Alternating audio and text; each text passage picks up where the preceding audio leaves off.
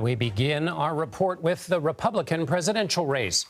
After a staccato start, the contest is moving to the stage where a steady stream of candidates cross the streets and tarmacs of the early nominating states. Former President Donald Trump is in Iowa, one of a few key states he failed to win in the 2016 campaign, following closely after the man following him in the polls, Florida Governor Ron DeSantis, who just spent 2 days in Iowa, but who Thursday was in New Hampshire. But it was the current president's trip during the Air Force Academy graduation ceremony that Donald Trump talked to Iowa voters about. CBS News senior White House and political correspondent Ed O'Keefe reports from Des Moines. Well, I hope he wasn't hurt. I hope he wasn't hurt. Former President Donald Trump expressed concern when told of his successor's fall and referenced his own experience after a commencement at West Point in 2020. You got to be careful about that because you don't want that, even if you have to tiptoe down a ramp.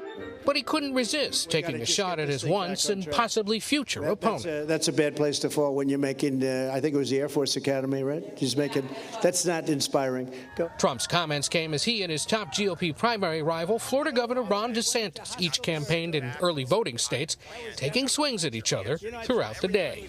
Ron, as I call him, Ron DeSanctimonious for reasons. The former president hammered DeSantis for touting his ability to serve 2 terms. We will work incredibly hard day after day for 2 terms over an 8-year period to deliver results. I've been watching DeSantis go out and say, I've got 8 years. It's going to be 8 years. Let me tell you something. Right there, you should vote against him. It'll take me 6 months to have it totally the way it was. DeSantis responded later during his 4-stop tour of New Hampshire with wife Casey. Why didn't he do it his first 4 years? The Florida governor didn't explicitly attack the former president during his formal remarks, instead criticizing President Biden for pushing the Democratic Party to drop New Hampshire as its first primary. I think what he's been doing with the Democrats is wrong, and I'm glad the Republicans are holding the line and are committed to New Hampshire. But on his second full day of campaigning, DeSantis got noticeably irritated during this exchange with a reporter. Governor, how come you're not taking questions from voters? Not coming up to me, talking to me. What are you talking about? I'm not here working with people. Are you blind? What? Are you blind? I'm not blind. Okay, so people are coming up to me, talking to me, whatever they want to talk to me about. Ed O'Keefe joins me now from Des Moines, Iowa. Ed, so there's a lot of this going on. Give us some sense of what, when Ron DeSantis, he's offered a number of direct and indirect contrasts to the current frontrunner, the former president. What of all of that strikes you? The fact that he's responding in kind and, willing to point out some of the foibles of the former president's past record. This whole, I can do and remake Washington over 8 years, which drew Trump in to say, I could do it in 5 or 6 months, which in turn, DeSantis turns around and says, well, what were you doing for those 4 years you had in office? I think many who are not fans of the former president are used to seeing the president end up in give and takes and mano-a-mano situations with critics. It's just that they're rarely Republicans who, don't have an issue with taking him on. DeSantis, so far at least, has demonstrated a willingness and almost an annoyance with it.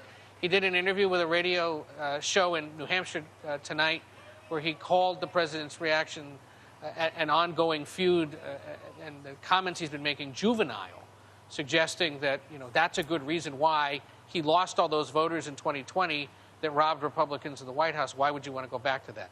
That compelling argument, that argument right there might be compelling enough to Republicans who, liked what he did, appreciated that he took care of the economy and was tough on foreign policy and put conservatives on the court, but are sick and tired of the baggage. We're just going to have to wait and see how voters here in New Hampshire and elsewhere assess that now that they've got options. Yeah. And what are you hearing that you didn't expect, either from candidates or voters out there?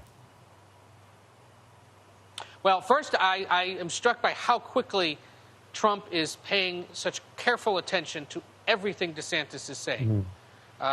Elements of, from pronouncing his name to suggestions about what he could do to reshape Washington and how long it would take him to do it. He's listening to everything. But what I'm also struck by is you hear and see the Trump supporters who are there with him, that 30 to 40% of the Republican electorate. Okay, they're there. But I'm not seeing any signs of real excitement or growth potential there necessarily for the former president. So what do any of these other guys do to capture that universe, win them over here in Iowa, and propel them into New Hampshire and beyond? Well, that's what I wanted to ask you about. In 2016, this was not a good state for the former President Trump. He came in second to Ted Cruz and then almost came in third with Marco Rubio coming close behind him. What does it look like now? I mean, you and I know what a big, thunderous Trump rally looks like. What was it like there? There was none of that today at all. He held 3 closed-door or more private events where just a few dozen people showed up.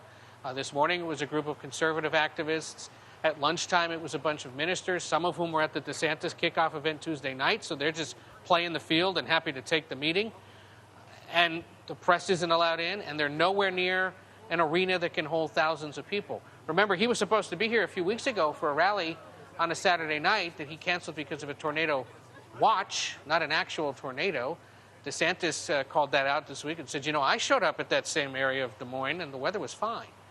So there's some here who are saying, where is that 2016, 2020 rally spirit of the Trump campaign? Is he even going to bother in this state, knowing that he's vulnerable, knowing that those evangelical, socially conservative, Christian Republican voters that rejected him in 2016 may be no more likely to support him this time, given his own personal and legal baggage that he faces and the political baggage and cost it could mean for Republicans nationwide. And it'll be fascinating to see if he listens to the advisors who say what you have to do in Iowa is do things small, pay them the respect in the little rooms to show that you're not just a big arena style candidate. Well, we'll soon see. Ed O'Keefe, thanks so much.